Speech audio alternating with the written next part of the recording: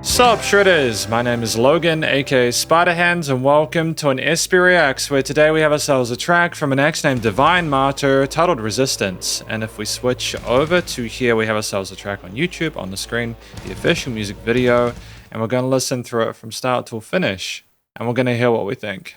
Let's do it, let's go, what do we got?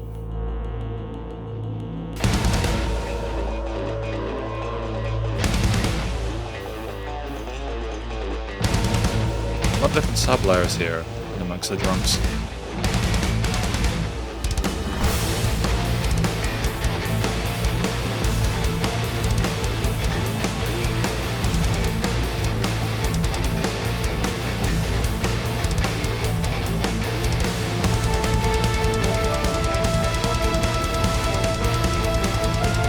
Intriguing inclusion of brass here. That's nice for an edit.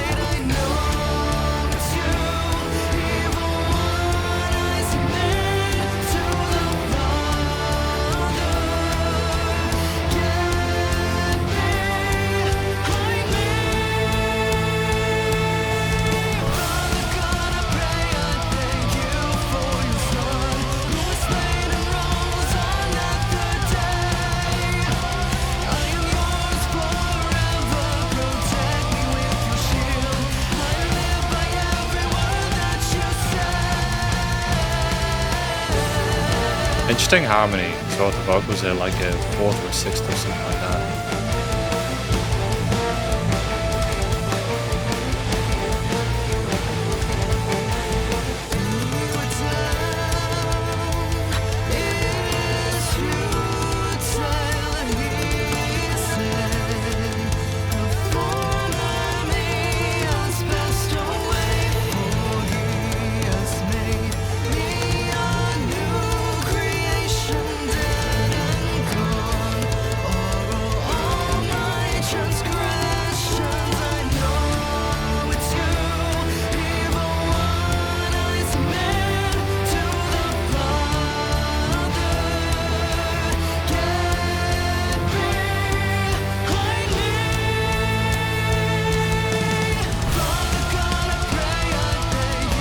Seamless transition.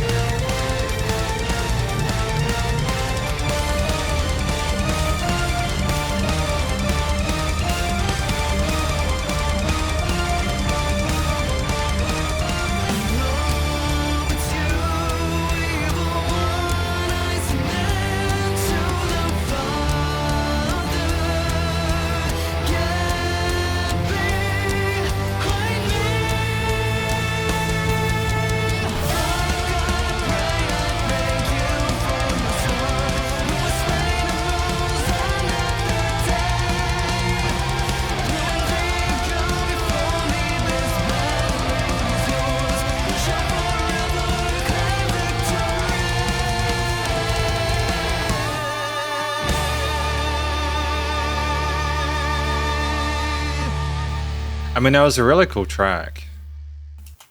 No, it was really neat. There's a lot that I thought worked well with that one. We're going to talk about it more in the conclusion. And so welcome to the conclusion of my review of this track from an act named Divine Martyr, titled Resistance. In this section I'm going to be providing an overall song analysis of this track, as well as sort of any applicable constructive critique, and then finally my overall thoughts on it from a general listener's perspective. But first of all, what do we think this track is about? If I'm honest with you, after listening through it the first time, there was a lot to take in and I'm not entirely sure. From what I did gather, I think it's about someone being taken care of and sort of like offering their kind of fealty to them. When she says, I know it's you, even when I submit to it, kind of makes me think that I'm wondering if we're sort of resisting them or we're talking about being in resistance with the evil one. Yeah, I'm not sure. I'm kind of, my sort of main takeaway just after checking out a few other bits is potentially that it's about someone to the dark one of the old gods kind of submitting to them, about the resistance they've had to it maybe initially, or the old one kind of protecting them from things that they're dealing with. I'd probably need another listen through it to kind of get like more of a sort of a feel of it, but either way it's my sort of impression on a first listen basis. So I think that the vocal style here from the lady in the video is fantastic. They can clearly sing, they're very comfortable in their head and chest voice. It's a strong performance with some interesting sort of sub-harmonies in the chorus section with some really kind of like cool interval choices. I just realized they're thirds. They might have further ones or might be inverted. So like sixths, I'm not sure, but either way, I just like the kind of menace to them, the intensity, the power of the tone there. And we're in this kind of vocal range where we have presence, but it's also got a kind of sultry kind of depth to it, which adds a bit of kind of mystique to it. I think that we're very comfortable in that vocal range. We hit the notes cleanly.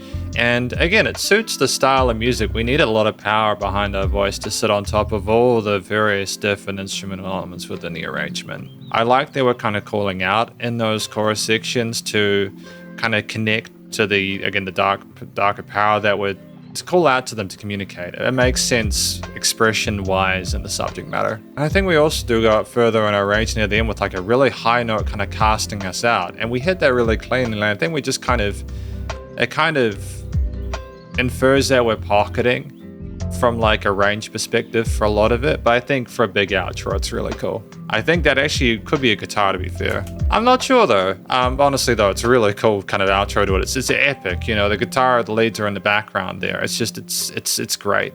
Structurally at 4 minutes 22, it's outside of the 2 to 4 minute sweet spot where if it's less than 2 minutes, you're kind of maybe potentially missing context, but over 4 minutes, you need to have enough range there in order for things not to be overplayed. We have a wide variety of different riffs and ideas with different verses and choruses to kind of like, as well as instrumental sections to keep us interested. From the kind of like sci-fi kind of pad that has a slow envelope on the entrance to the menace of the kind of slight percussion to the straight going into, you know, the kind of chugged palm muted guitar takes with the really powerful drums. I know powerful is such a generic term for the drums, but there's just a lot of force behind both the way the drums are played and produced. I like the tone of the snares, and the kicks are interesting as well. We've got a really kind of crispy tone to the kicks. I wasn't initially expecting that. I was expecting a little more low end, but it's totally fine. They kind of click in the mix. And it's an incredibly tight performance, especially with the rhythm work of those 16th triplets, and then the guitar is playing a variety of different power chord elements there, and the strings as well on this, or the brass, should I say? I think there's like, again, like another string element there in the background, the brass. The brass comes in around that 35-second mark there and adds a nice bit of kind of push there to kind of pull things forward. It's just great to have that extra bit of development and the layering to split a riff or a section up in a way that kind of sounds like it's building into something. For it to then to come down again, to have like a sitar for more kind of traditional kind of like tone that it's kind of like a bit sort of folk metalish there, and the tremolo picking on that adds a sort of an exotic nature to it, like where something is forbidden is about to occur. And there's also a great work on the toms there as well to sort of like be a bit more subdued than the cymbal kick snare focus we had previously. And I like that we have verses, bridges, and choruses because it shows we have at least 3 different unique kind of dedicated and focused sections to help traverse various sort of themes within the piece. And the fact that we're so driving with the 1, 2, 3, dun dun dun dun dun dun dun dun dun. It's in 3/4, isn't it? I think it mixes between 4/4 and 3/4 in terms of meters, and I think that's just a fun idea. It helps to make things more distinct when you have different time signatures per section. It just makes it more exciting from a listener's perspective. And it's helped that we can play our instruments really well so that the transitions between those are seamless. And like in those quieter sections in the verse parts there, it's not just that we have the toms and things are a bit more low key. We have these kind of sub-leady kind of guitar offs on the right side, and again the setup that I mentioned, and it's like very busy, but in a way where nothing's too prominent. So it's just a kind of like you're swimming in the ether of the song. Around the 3-minute mark, we have that kind of proggy interlude with the synth strings. It's like a chase scene is occurring there. It's a huge twist from what we've had prior, and it elicits a kind of twist in the tail. It's chaotic with the phrasing of it rhythmically, but the way we kind of modulate the pattern there and work with some minors, maybe some harmonic or melodic minors, it's a sense of curiosity to it. And everything is relatively tight with the 1 and 2 and 3 and 4, 1 and 2 and 3 and 4. Do we go in like 7/4 or 7/8 in that part? I think it's 7/8, right? And so doubling it into 16ths when we get to the second half of that just shows our proficiency across the instruments. And then to build back into the bridge and chorus after that is just a masterstroke. When you can play around with time signatures and add sort of like really technically fascinating performances without needing alternate leads, it just shows the strength of having a main sort of lead without overcomplicating the game. Like this is the best of both worlds, because you still have sub leads. Like again, the outro chorus has those lead guitars that just sound huge because we have been sort of pocketing with the leads as well for the most part. With like 4 to 5 main sections, verse versus bridges and choruses, there with the interlude as well. There's a lot to kind of get behind and appreciate. It's not through composed technically, but it seems like a journey regardless. Thematically, the minor leaning makes sense because of the danger that we're in, but there is just a power behind the chorus, especially which invokes a sense of kind of like with the verse being our contemplation of it being the kind of absolute commitment to it. The commitment to that submission. And so I feel that even though it's minor oriented, it's not kind of languishing in it. It's wanting to push forward and make the most of the situation we're in. It's being resolute, I suppose. And that sort of determination of what we want. But I just feel like it makes the best of its real estate through having those different mood changes there, whilst being minor oriented a lot of the time there.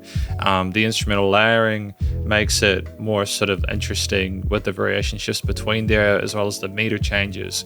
And it's just a really varied performance without a note out of place. Studio recording, mixing and mastering is sensational. Really satisfied with how things were done there. It's a pleasure to listen to a band that is both recorded well, that also has performed well, because when a band performs well, the recording process is just so much easier.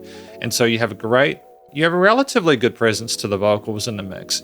I didn't always get the words through clearly, but I just feel like part of that was me simply trying to listen to everything at once. That isn't so much of a critique, I suppose. It's more of just a comment on how busy the composition was with the abundance of instrumental layers that there were. I think that you can get away with that.